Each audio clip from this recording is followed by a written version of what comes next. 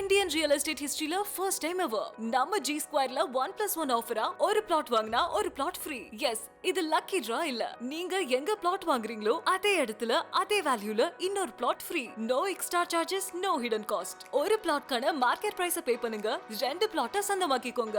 One payment double asset, double appreciation. இந்த 1+1 ஆஃபரை grab பண்ண நம்ம கிரெடாய் ஃபேர் ப்ரோ ஈவென்ட்ல ஸ்டால் நம்பர் D3 விசிட் பண்ணுங்க, உங்க லைஃப் அப்கிரேட் பண்ணுங்க. கால் 8939750009.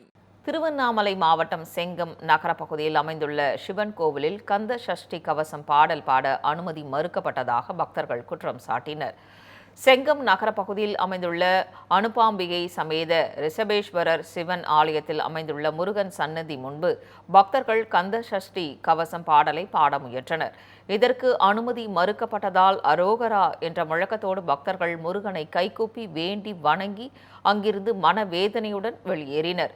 வழக்கத்திற்கு மாறாக செங்கம் சிவன் ஆலயத்தில் போலீசார் பாதுகாப்பு பணியில் ஈடுபடுத்தப்பட்ட நிலையில் இந்து சமய அறநிலையத்துறையின் கீழ் செயல்படும் கோவில்களில் தீபம் ஏற்றி கந்த சஷ்டி பாட அனுமதி மறுக்கப்படுவதாக பக்தர்கள் குற்றம் சாட்டினர்.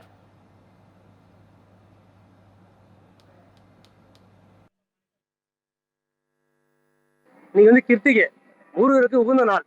அப்படிப்பட்ட ஒரு அற்புதமான நாள்ல இங்கே உள்ள நகர்த்தூர்ல நம்முடைய எல்லா அனைத்து பெண்களும் நம்முடைய முருகருக்கு அபிஷேகம் பண்ணி வழிபட்டு சாமி வழிபட்டு சிறப்பான முறையில நம்முடைய சஷ்டி பாடலாம் வந்திருந்தாங்க. காவல்துறையினர் வந்து தடுக்கிறாங்க. சஷ்டி நீங்க பாடக்கூடாது, SRNCல அலோட் பண்ணதை சொல்றாங்க.